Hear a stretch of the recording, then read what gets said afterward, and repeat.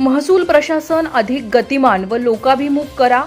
योजनांचा लाभ तळागाळातील लोकांपर्यंत पोहोचवा. महसूल मंत्री चंद्रशेखर बावनकुळे. महसूल प्रशासन अधिक गतिमान, पारदर्शक आणि लोकाभिमुख करण्याच्या दृष्टीने राज्य शासनाने अनेक नाविन्यपूर्ण, ऐतिहासिक व महत्त्वाचे निर्णय घेतलेत. या निर्णयाची रायगड जिल्ह्यात प्रभावी अंमलबजावणी करून गोरगरीब लोकांच्या कल्याणकारी शासकीय योजनांचा लाभ तळागाळातील घटकांपर्यंत पोहोचवावा असे स्पष्ट निर्देश महसूल मंत्री चंद्रशेखर बावनकुळे यांनी दिले. अलिबाग येथे आयोजित छत्रपती शिवाजी महाराज महाराजस्व अभियान व महसूल दिन कार्यक्रमात ते प्रमुख मार्गदर्शक म्हणून बोलत होते. या महत्त्वपूर्ण सोहळ्यास व्यासपीठावर खासदार सुनील तटकरे, माजी खासदार धैर्यशील पाटील, महिला व बालविकास मंत्री कुमारी अदिती तटकरे, रोजगार हमी योजना, फलोत्पादन व खारभूमी विकास मंत्री भरत गोगावले, आमदार प्रशांत ठाकूर, आमदार रविशेठ पाटील, आमदार महेंद्र दळवी, आमदार विक्रांत पाटील आणि सिंधुदुर्गचे आमदार प्रमोद जठार यांची प्रमुख उपस्थिती होती. तसेच स्थानिक स्वराज्य संस्थेचे प्रतिनिधी म्हणून जिल्हा परिषद अध्यक्ष मंगेश वाकडीकर व कृषी सभापती वैकुंठ पाटील उपस्थित होते. प्रशासनाच्या वतीने कोकण विभागीय आयुक्त श्रीमती रुबल अग्रवाल, महसूल अपर आयुक्त श्रीमती वैशाली उंटवाल, रायगडचे जिल्हाधिकारी किशन जावळे, मुख्य कार्यकारी अधिकारी नेहा भोसले, जिल्हा पोलीस अधीक्षक आंचल दलाल, अपर जिल्हाधिकारी सुनील थोरवे, जिल्हा अधीक्षक भूमी अभिलेख सुनील इंदुलकर आणि निवासी उपजिल्हाधिकारी संदेश शिर्के या वरिष्ठ अधिकाऱ्यांची विशेष उपस्थिती होती. आपल्या सविस्तर मार्गदर्शनात महसूल मंत्री बावनकुळे यांनी सांगितले, राज्यातील सर्व 288 विधानसभा मतदारसंघामध्ये छत्रपती शिवाजी महाराज महाराजस्व अभियान यशस्वीरित्या राबवले जाते. छत्रपती शिवरायांच्या राजधानीच्या जिल्ह्यात महसूल दिन साजरा होणे हा एक विशेष योग आहे. राज्यातील 14 कोटी जनतेच्या मालमत्तेचे रक्षण करून त्यांना सन्मानाने जगण्याचा हक्क देणारा महसूल हा अत्यंत पाठीचा कणा असलेला विभाग आहे. महिला सक्षमीकरणाअंतर्गत शेतात व उद्योगात कार्यरत महिलांना शेतकरी सन्मान कार्ड दिले जाणार आहे. शेतपाणंद रस्त्याचे मजबूतीकरण करून त्यांना शासकीय दप्तरी नोंदणीकृत केले जात असून अलिबाग तालुक्यातील मुळे गावातील पाणंद रस्त्याचे काम पूर्ण झाले. जिल्ह्यातील उर्वरित शेतपाणंद रस्ते पुढील 3 महिन्यात शोधून त्यांचे सीमांकन करण्याचे निर्देशही त्यांनी प्रशासनाला दिलेत. शेतात पाणी, वीज आणि पक्का रस्ता उपलब्ध असल्यास शेतकरी पुत्र समृद्ध होईल आणि विकसित महाराष्ट्राची संकल्पना पूर्णत्वास येईल असा विश्वास त्यांनी व्यक्त केलाय. याशिवाय तुकडेबंदी कायद्याची अंमलबजावणी, रहिवासी घरे कायदेशीर करणे, स्वामित्व व नक्षा योजनेद्वारे मोफत मोजणी, रेवस रेड्डी महामार्गाची निर्मिती आणि वनहक्क पट्ट्यांतर्गत सुमारे 60 ते 65 हजार आदिवासी बांधवांना मालकी हक्काचे 7E व 12E सातबारा देऊन त्यांच्या बळकावलेल्या जमिनी परत मिळवण्यासाठी विशेष मोहीम राबविण्याची ग्वाही त्यांनी दिली. कार्यक्रमात बोलताना खासदार सुनील तटकरे यांनी महसूल विभागाच्या गतिमान कारभाराचे कौतुक करत हा विभाग सर्वसामान्य माणसाच्या दैनंदिन जीवनाशी थेट जोडलेला असल्याचे त्यांनी सांगितले. दक्षिण रायगडमधील वाढत्या औद्योगिकरणाच्या पार्श्वभूमीवर प्रशासन नागरिकांच्या समस्यांचे प्रभावी निवारण करत असल्याचे त्यांनी नमूद केले.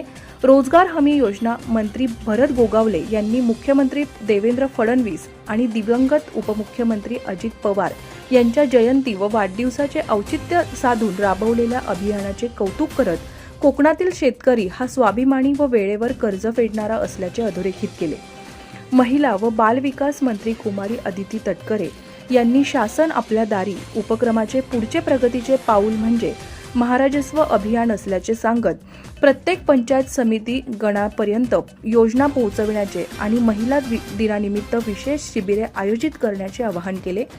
आमदार महेंद्र दळवी व आमदार विक्रांत पाटील यांनी आपल्या भाषणात शिवछत्रपतींच्या राजधानीच्या जिल्ह्यात रयतेचे राज्य साकारण्यासाठी आणि सर्वसामान्य लाभार्थ्यांना एकाच छताखाली योजनांचा लाभ देण्यासाठी हे अभियान अत्यंत स्तुत्य असल्याचे मत व्यक्त केले.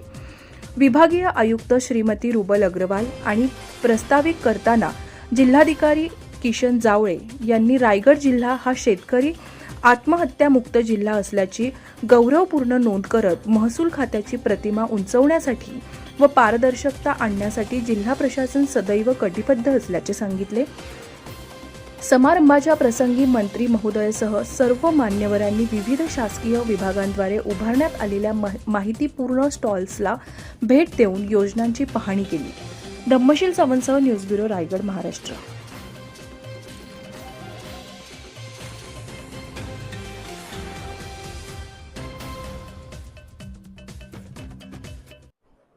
देण्याचा प्रयत्न आमच्या महसूल प्रशासनाने केला आहे.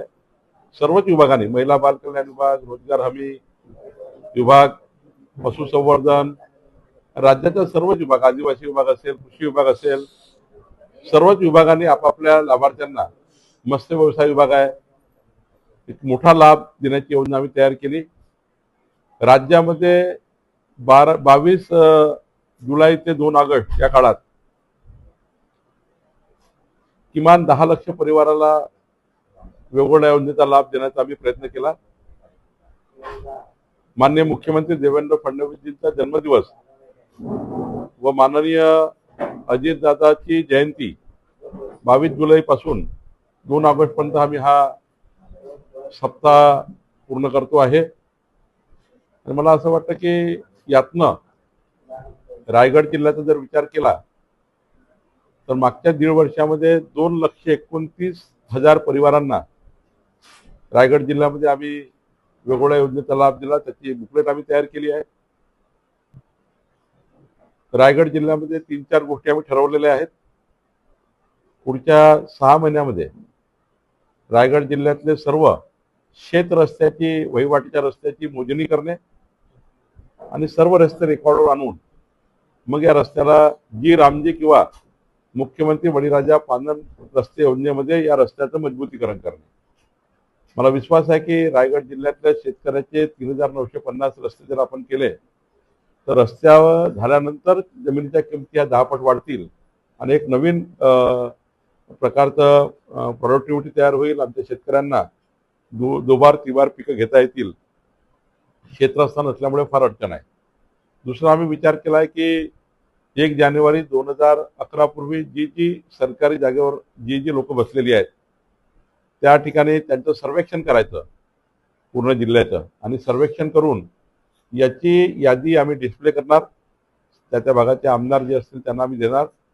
आणि मग 3 प्रकारच्या विविध योजनेतनं, पहिली योजना प्रधानमंत्री आवास योजनेमध्ये क्लस्टर स्कीम तयार करून त्यांना घरं देणे. ज्या जागेवर आहेत त्याच जागेवर रेग्युलाइज करायचं अडचण नसेल तर त्याच जागेवर रेग्युलाइज करणे, त्यांना पट्टे वाटप करणे, 1,500 फूटपर्यंत जागा वाटप करणे आणि त्याचे रजिस्ट्रेशन करून देणे. केवळ पट्टा नाही तर रजिस्ट्री करून देणे हा निर्णय आम्ही करणार आहोत. किंवा समजा स्कॅटर्ड असे वेगवेगळ्या प्रकारचे अतिक्रमण असतील त्यांना एकत्र ग्रुप्स घेऊन तयार करून क्लस्टर निर्माण करणे. गायरांवर सुद्धा जे लोक बसलेले आहेत त्यांना सुद्धा आम्ही आता रेग्युलाइज करण्याचा निर्णय आम्ही करतोय. तसंच आम्ही 15/10/2024 पूर्वी जी खाजगी जागेवर घरं झाली आहे पण ते नियमितीकरण झालं नाही, त्याचं मानव नियमितीकरण त्यांना तुकडेबंदी कायदा हटल्यामुळं त्यांचं घरं कायदेशीर करून देण्याचा निर्णय आम्ही करतो आहे. आता लवकरच शेतकरी सन्मान योजना जी आलेली आहे, आमच्या महिला भगिनींना, प्रत्येक महिलांना शेतकरी दर्जा असल्याचं कार्ड देणे. ती शेती असलीच पाहिजे तिच्या घरी असं नाही, ज्याकडे 7-12 असला पाहिजे असं नाही, तिच्याकडे शेती असेल की नसेल, ती शेतात शेतमजूर जरी करते तरी तिला, शेतात कुठला व्यवसाय करतं तरी तिला आम्ही शेतकरी दर्जा देण्याचं कार्ड देणार आहोत. त्यातनं केंद्र सरकार, राज्य सरकारच्या सर्व योजना आमच्या शेतकरी बहिणींना मिळणार आहे. हा सर्वात महत्वाचा निर्णय आम्ही या ठिकाणी करतो आहे की रायगड जिल्ह्यातील आदिवासी शेतकऱ्यांना ज्यांना वन हक्क पट्टे वाटप झाले आहेत अशा शेतकऱ्यांना जो त्यांचा मालकीचा जो हक्क आहे, पट्टा आहे पण मालकी मिळाली नाही, शेती करतो पण त्याला गव्हर्नमेंटच्या योजना मिळत नाही, अशा जवळपास 18,000 शेतकरी या जिल्ह्यामध्ये आहेत ज्यांना 7E आणि 12E लागू होणार. 7E 12Eचा हा नमुना लागू झाल्याबरोबर त्या सर्वांना केंद्र सरकार, राज्य सरकारच्या योजनेचा लाभ मिळणार, जो लाभ आतापर्यंत मिळत नाहीये. आणि सर्वात महत्वाचं की इथला लँड बँक जी आहे रायगडची, तर लँड बँकिंग मोठ्या प्रमाणावर प्रायव्हेट लोक करतात आहे. 40 एकर, 50 एकर, 100 एकर क्लस्टर तयार करतात आहे, पण त्यावर कुठलाही उद्योग उभा करत नाही. या जिल्ह्यामध्ये जवळपास 900-950 क्लस्टर असे आहेत ज्यांनी जमीन तर घेतल्या, क्लस्टर तयार करण्याचा भूमिकेत घेतल्या, पण एक क्लस्टर तयार केला नाही किंवा रोजगार तयार केला नाही किंवा इंडस्ट्रियल क्लस्टर डेव्हलप केलं नाही किंवा ज्या कामाकरता त्यांनी 63 नियमांनी परवानगी घेतली ते कामच केलं नाही. म्हणजे या जिल्ह्याची जमीन घेतली पण या जिल्ह्याला एक प्रकारची छळवणूक केली आहे. या सर्व लँड बँक परत घेण्याचा निर्णय आम्ही करणार आहोत. लवकरच त्यांनी तो उद्योग सुरू करावा, ज्या कामाकरता शेतकरी जमीन त्या कामावर घ्यावी नाहीतर मग त्यांनी जमीन वापस करावी. हा निर्णय आम्ही करतोय. आणि शेवटचा, या राज्यामध्ये हा कायदा आहे, शेतकरी असल्याशिवाय शेत जमीन खरेदी करता येत नाही.